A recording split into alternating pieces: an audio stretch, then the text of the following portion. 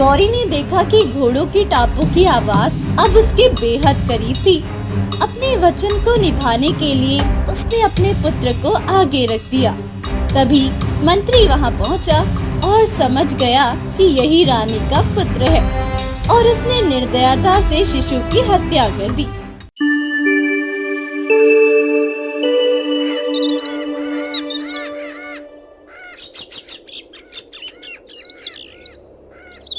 रात का समय था। राजमहल की एक खास दासी गौरी अपने आप में बड़बड़ाते हुए बोल रही थी। हे भगवान, रानी को तो मैंने कबीले में छोड़ दिया है। आप उनकी रक्षा करना, ये उनका पुत्र है और इसकी रक्षा मुझे ही करनी होगी उस क्रूर मंत्री से, जिससे मंत्री राजकुमार को कुछ ना कर पाए। तभी अचानक घोड़ों की टापों की आवाज सुनाई दी, जिससे गौरी का दिल तेजी से धड़कने लगा। उसने सोचा, क्या राजा द्वारा भेजा गया मंत्री रानी के पुत्र को मारने आ रहा है? नहीं, मुझे जल्दी कुछ करना पड़ेगा। वो घबराकर इधर उधर देखने लगी। उसे कुछ समझ नहीं आ रहा था कि वो क्या करे और उसने अपने आप से कहा, अब मैं इसे कहाँ छिपाऊं? कैसे इनकी जान बचाऊं? क्यों ना मैं अपने बच्चे को यहाँ रख दूं? मैंने रानी से वचन दिया है कि उनके पुत्र की रक्षा अपनी जान पर खेलकर करूंगी, चाहे इसके लिए मुझे कुछ भी करना पड़े, कुछ भी। गौरी ने देखा कि घोड़ों की टापों की आवाज अब उसके बेहद करीब थी। अपने वचन को निभाने के लिए उसने अपने पुत्र को आगे रख दिया।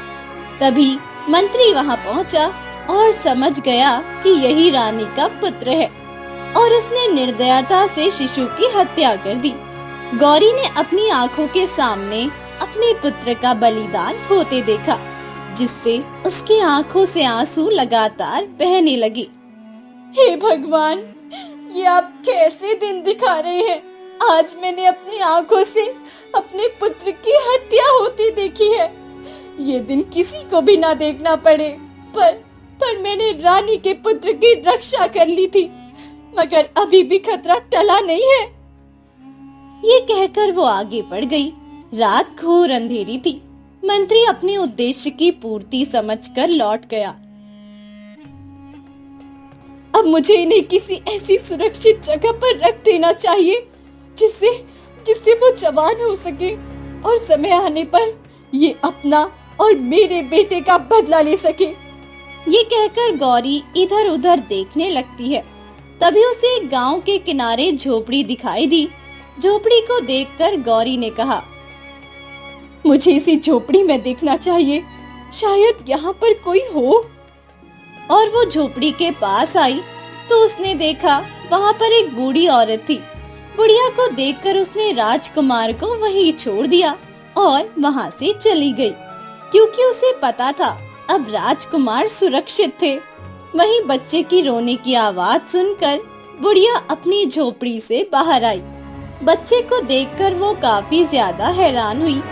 बुढ़िया ने इधर उधर देखा पर उसे कोई दिखाई नहीं दिया, जिससे वो काफी हैरान हुई। अरे, ये बच्चा किसका है? इतनी रात में कौन छोड़ गया? बड़ी अजीब बात है, इतने छोटे से शिशु को कौन छोड़कर चला गया? ये कहकर बुढ़िया ने उसे अपनी झोपड़ी में ले लिया। उसने जब कपड़ा हटाकर देखा तो शिशु के पास एक लॉकेट था, जिसे देखकर वो समझ गई ये कोई राजकुमार है। अरे, ये तो कोई राजकुमार लग रहा है। मुझे इसकी रक्षा करनी चाहिए। वहीं दूसरी तरफ दासी गौरी फिर से कबीले में पहुंच गई। दासी को अकेला देखकर रानी ने गौरी से घबरा कर कहा, मेरा पुत्र कहाँ है? और तुम्हारा पुत्र कहाँ है? आपका पुत्र जहाँ भी है सुरक्षित है। रानी जी, आप चिंता मत कीजिए। और तुम्हारा पुत्र कहाँ है?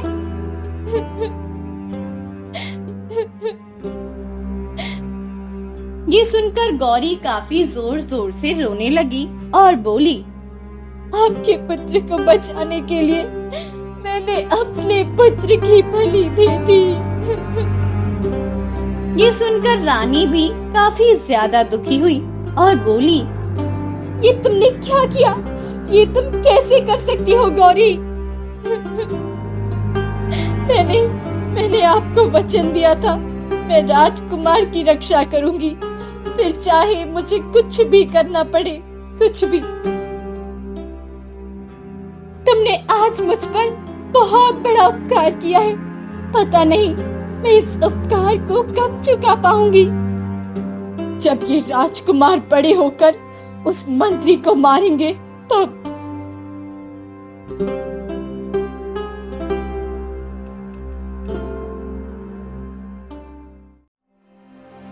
वहीं धीरे धीरे समय के साथ अब राजकुमार बड़े हो रहे थे। उन्हें अपनी असलियत पता नहीं थी और साधारण जीवन व्यतीत कर रहे थे। बुढ़िया ने उन्हें अच्छी तरह परवरिश दी क्योंकि उसे पता था कि कोई राजघराने से है, जिस वजह से वो उनका उसी तरह ध्यान रखती। एक दिन राजकुमार ने बुढ़िया से कहा, अम्मा, मेरे माता पिता कहाँ हैं? आपने कभी मेरे माता पिता के बारे में बताया ही नहीं। ये सुनकर बुढ़िया शांत हो गई और काफी सोचने के बाद बोली, जब सही समय आएगा तब मैं तुम्हारे माता पिता के बारे में बताऊंगी। पर आप बताती क्यों नहीं है मुझे? मुझे भी जानना है मेरे माता पिता कहाँ हैं और आप उनके साथ क्यों नहीं रहती हैं? क्या वो इस दुनिया में नहीं है? मुझे नहीं पता बेटा, वो कहाँ है। मैंने बताया तो, जब सही समय आएगा तब तुम्हें खुद ही पता चल जाएगा कि वो कहाँ है। ये सुनकर राजकुमार शांत हो गए। वहीं दूसरी तरफ रानी और गौरी उसी कबीले में रह रही थी, क्योंकि उन्हें उम्मीद थी एक दिन उनका सामना राजकुमार से जरूर होगा। रानी ने दासी गौरी से कहा, पता नहीं हमारे राजकुमार किस हालात में होंगे। अब तो वो बहुत बड़े हो गए होंगे ना? हाँ महारानी, आप बिल्कुल ठीक कह रही है। राजकुमार अब बहुत बड़े हो गए होंगे। वैसे अब हमें राजकुमार को ढूंढना चाहिए। पर हम उन्हें ढूंढेंगे कहाँ? तुमने उन्हें कहाँ रखा है? तुम्हें याद है ना? याद तो है, पर पता नहीं अब वो हमें मिलेंगे वहाँ या नहीं। चलो कोई बात नहीं, वैसे भी इस कबीले में रहते हमें बहुत समय हो गया है। अब हमें यहाँ से चलना चाहिए। ये सुनकर गौरी और रानी ने कबीले को छोड़ दिया। वो लोग जंगलों में इधर उधर भटकते हुए राजकुमार की तलाश में जा रही थी। उन्हें उम्मीद थी उनके राजकुमार मिल जाएंगे। तभी अचानक जंगल में एक लुटेरा घेर लेता है। ये देखकर वो लोग काफी ज्यादा परेशान हो गए। तुम कौन हो और हमें इस तरह क्यों घेर लिया है? दिखाई नहीं देता, मैं चोर हूँ। चुपचाप जो भी सोना चांदी है मुझे दे दो। हमारे पास कुछ नहीं है, हम वैसे भी बहुत ज्यादा परेशान हैं। ये सुनकर चोर उन पर हमला कर देता है और उन्हें अपने साथ ले जाने लगता है। तभी अचानक किसी ने चोर पर वार किया, जिससे वो दूर जाकर गिरा। और जब उसने तो वहाँ एक युवक खड़ा हुआ था। युवक को देखकर रानी और दासी काफी हैरान हुई। कौन हो तुम और तुमने हमारी जान क्यों बचाई? क्योंकि मैं तो हर किसी की जान बचाता हूँ। आप लोग ठीक तो है ना? हाँ, हम ठीक हैं। ये तो बहुत ही बहादुर है। अगर आज हमारे राजकुमार होते तो वो भी इसी युवक की तरह होते रानी जी। ये सुनकर रानी काफी ज्यादा खुश हुई।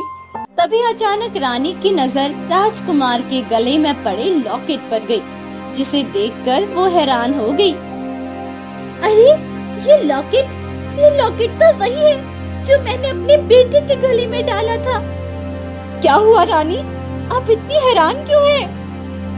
गौरी ये लॉकेट देखो, इस युवक के गले में। ये तो वही है ना जो मैंने अपने बेटे के गले में डाला था। दासी ने जब उस तरफ देखा तो वो भी हैरान हो गई।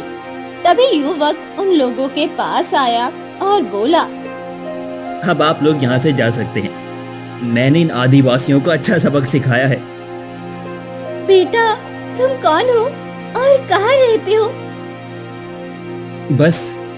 मैं बस यहीं गांव के बगल में एक झोपड़ी में वहाँ रहता हूँ। क्या तुम मुझे वहाँ ले जा सकती हो?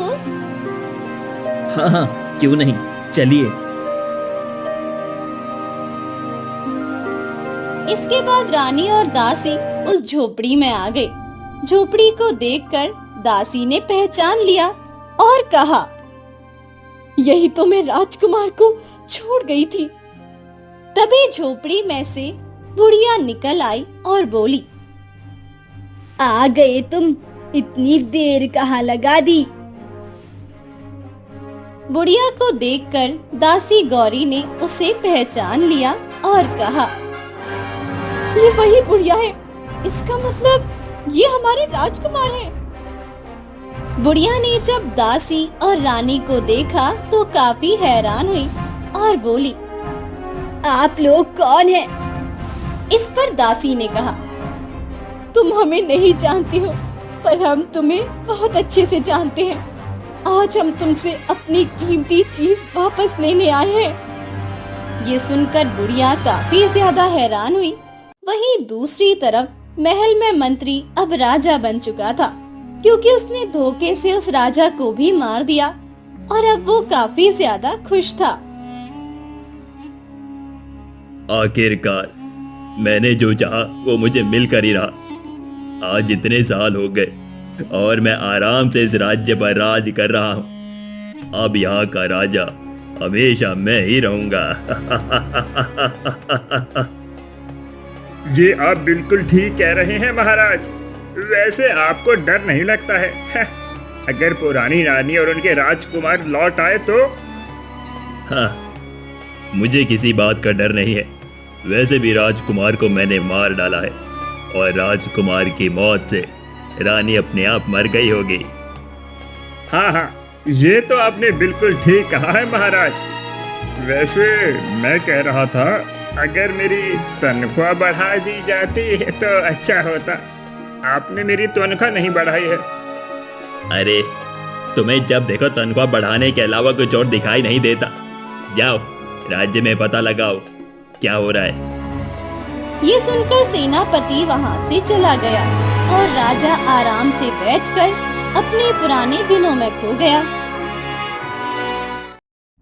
वहीं दूसरी तरफ बुढ़िया गौरी की बात सुनकर काफी हैरान हुई और बोली, ये आप क्या कह रही है? मेरे पास आपकी कौन सी कीमती चीज है? हमारे राजकुमार, हमें हमारे राजकुमार को आप लौटा दीजिए।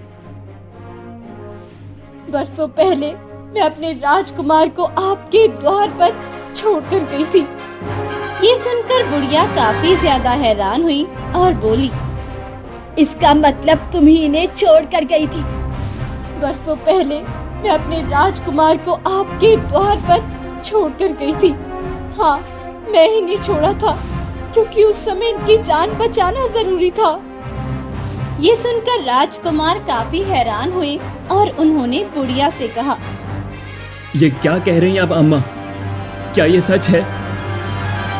हाँ बेटा, ये सच है। मैंने तो तुम्हें बस पाला है। तुम मुझे मेरी झोपड़ी के बाहर मिले थे। मैंने सोचा शायद तुम्हें कोई छोड़ गया, इसीलिए मुझे ये तो पता था कि तुम राजकुमार हो, क्योंकि तुम्हारे गले में ये राजघराने का लॉकेट था। ये सुनकर राजकुमार काफी हैरान हुए। तभी रानी ने राजकुमार से कहा, मेरे बेटे, मैं तेरी माँ हूँ तो कितना बड़ा हो गया है। मैं ही वो बदनसीब माँ हूँ जो अपने बेटे को बड़ा होते हुए नहीं देख पाई।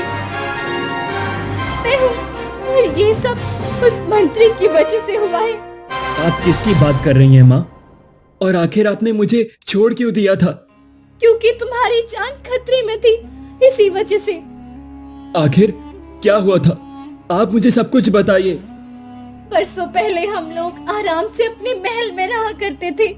एक दिन दूसरे राज्य के राजा ने हमारे राज्य पर आक्रमण कर दिया। मंत्री उनसे मिल गया और उसने तुम्हारे पिताजी को धोखे से मार दिया और फिर उसने तुम्हें भी मारना चाहा, पर गौरी ने अपने बेटे का बलिदान देकर तुम्हें बचाया। ये सुनकर राजकुमार काफी ज्यादा हैरान हुए कि गौरी ने उनकी जान बचाने के लिए अपने बेटे की जान दी। इस पर रानी ने कहा, और इसीलिए गौरी ने तुझे यहाँ छोड़ दिया जिससे तू यहाँ सुरक्षित रह सके। अच्छा, तो ऐसी बात है। अब वो लोग कहाँ हैं? मैं उन लोगों को छोड़ूंगा नहीं। तुम अकेले कुछ नहीं कर पाओगे। तुम्हें सबसे पहले शिक्षा लेनी होगी। वो लोग बहुत ही शक्तिशाली हैं। आप चिंता मत कीजिए माँ, मेरी अम्मा ने मुझे सारी शिक्षाएं दी हैं। उन्होंने मुझे शत्रुओं से लड़ना भी सिखाया है। ये सुनकर रानी ने बुढ़िया की तरफ देखा, जिस पर बुढ़िया ने कहा, मुझे पता था ये कोई राजकुमार है, जिस वजह से मैंने इनकी शिक्षा उसी प्रकार दी है। अब बस इन्हें अपनी सेना बनाने की आवश्यकता है, जिससे ये अपने राज्य पर आक्रमण करके वापस प्राप्त कर सकते हैं। ये सुनकर रानी और दासी काफी ज्यादा खुश हुई। इस पर राजकुमार ने कहा, आप चिंता मत कीजिए, आपके बेटे को जिसने भी मारा था मैं उसको उसी तरह मारूंगा, और हो सके तो आप ये काम खुद अपने हाथों से करना और अपने बेटे का प्रतिशोध लेना। ये सुनकर गौरी काफी ज्यादा खुश हुई और बोली, आखिरकार अब मेरा सपना पूरा होगा। मैं यही सोच रही थी कि आप बड़े होकर मेरा बदला लेंगे, और अब वो समय जल्दी ही आएगा। ये सुनकर वो लोग काफी ज्यादा खुश हुए। इसके बाद राजकुमार वहीं रहकर और शिक्षा प्राप्त करने लगे और उन्होंने अपनी खुद की सेना भी तैयार कर ली। दूसरी तरफ राजा इस बात से अनजान था। वो तो आराम से अपना जीवन व्यतीत कर रहा था, क्योंकि वो यही समझ रहा था राजकुमार मर चुके हैं।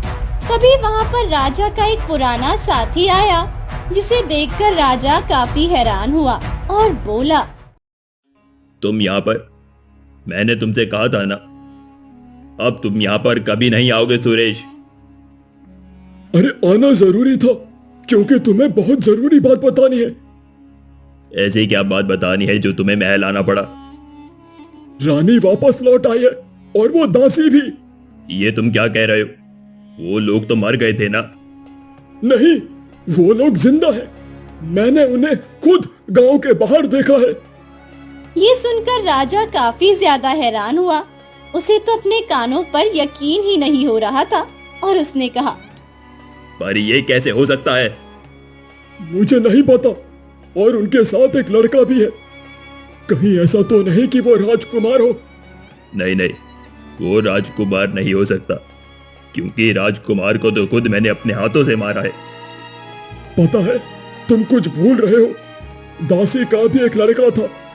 कहीं ऐसा तो नहीं राजकुमार को बचाने के लिए दासी ने अपने बेटे की बलि दे दी हो?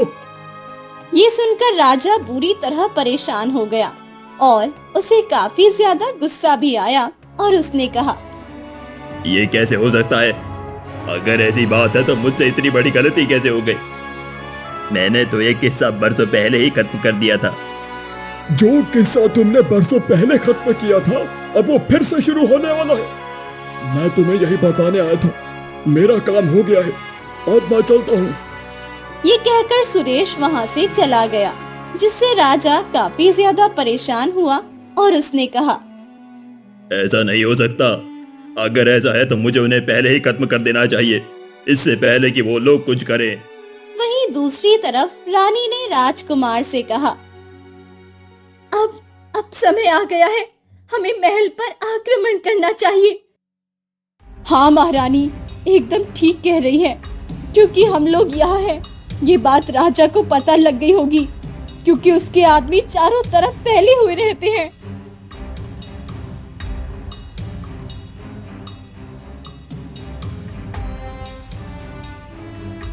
नहीं नहीं, हम भी तुम्हारे साथ चलेंगे, क्योंकि वो बहुत ही खतरनाक है।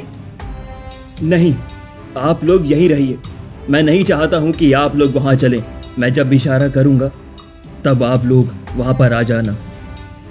ये सुनकर रानी और गौरी वहीं पर रुक गई और राजकुमार ने महल पर आक्रमण कर दिया, जिससे राजा बुरी तरह हैरान हुआ और उसने सेनापति से कहा, किसने आक्रमण किया है हमारे राज्य पर? महाराज, एक युवक है जो सेना लेकर आया है। क्या युवक? क्या तुम लोग उसे जानते नहीं हो? नहीं नहीं महाराज, हम नहीं जानते हैं। वो किसी राज्य का नहीं लग रहा है। ये सुनकर राजा काफी ज्यादा हैरान हो गया और उसे पता लगा कि ये वही राजकुमार है और राजा ने कहा, उस युवक को छोड़ना नहीं, चाहे कुछ भी हो जाए। आप चिंता मत कीजिए, हम लोग उनकी सेना का डटकर सामना करेंगे। ये कहकर सेनापति वहाँ से चला गया। वहीं राजा काफी ज्यादा परेशान हो रहा था। नहीं नहीं, ये नहीं हो सकता। वो वापस नहीं आ सकता। मैं ये राज्य किसी भी कीमत पर उसे नहीं दूंगा, चाहे कुछ भी हो जाए। ये कहकर राजा खुद भी लड़ने के लिए मैदान में आ गया। अब राजकुमार और राजा आमने सामने थे। राजकुमार को देखकर राजा ने कहा, कौन हो तुम और यहाँ क्यों आए हो? भूल गए? बड़ी जल्दी भूल गए मुझे तुम? मैं वही हूं जिसे तुमने मारना चाहा था, पर किस्मत ने मुझे बचा लिया। ये सुनकर राजा बुरी तरह हैरान हुआ और बोला, अच्छा, तो तुम वही राजकुमार हो। तब तो मैं तुम्हें मार नहीं पाया था, पर अब मैं तुम्हें छोड़ूंगा नहीं। ये तो वक्त बताएगा कि कौन किसे मारता है। वैसे भी तब मैं बच्चा था, पर अब मैं जवान हो चुका हूँ। ये सुनकर राजा को काफी तेज गुस्सा आया और उसने कहा, ना ही तुम्हारी रानी बचेगी और ना ही तुम्हारा राजकुमार। मैं इन दोनों को ही मार डालूंगा। अब तेरी कोई भी चाल कामयाब नहीं होगी। अब तू मारा जाएगा। तभी राजकुमार ने इशारा किया और वहाँ पर रानी और दासी गौरी आ गई। क्यों पहचान लिया ना हम लोगों को, या फिर भूल गए? तभी राजकुमार ने तलवार दासी की तरफ बढ़ाई और कहा, अब आप अपने बेटे का प्रतिशोध ले लीजिए, क्योंकि इसने आपके बेटे को बड़ी निर्दयता से मारा था। ये सुनकर दासी गौरी ने तलवार पकड़ ली और मंत्री को मारने के लिए आगे आई, जिसे देखकर मंत्री बुरी तरह घबरा गया और बोला, नहीं, मुझे मत मारो। मुझे छोड़ दो। मैंने कुछ नहीं किया। नहीं, मैं तुझ पर कोई भी रहम नहीं करूंगी, क्योंकि मैंने भी तुझसे रहम की भीख मांगी थी, पर तूने मेरे बेटे को मार दिया और अब मैं तुझे मारूंगी। ये कहकर दासी ने मंत्री के पेट में तलवार मार दी, जिससे मंत्री वही मर गया और इस तरह उस राजा का अंत हो गया। अब सभी प्रजा और रानी दासी काफी ज्यादा खुश थे। इसके बाद सभी लोग महल आए और फिर राजकुमार का राज्य अभिषेक किया गया और अब सभी आराम से महल में रह रहे थे।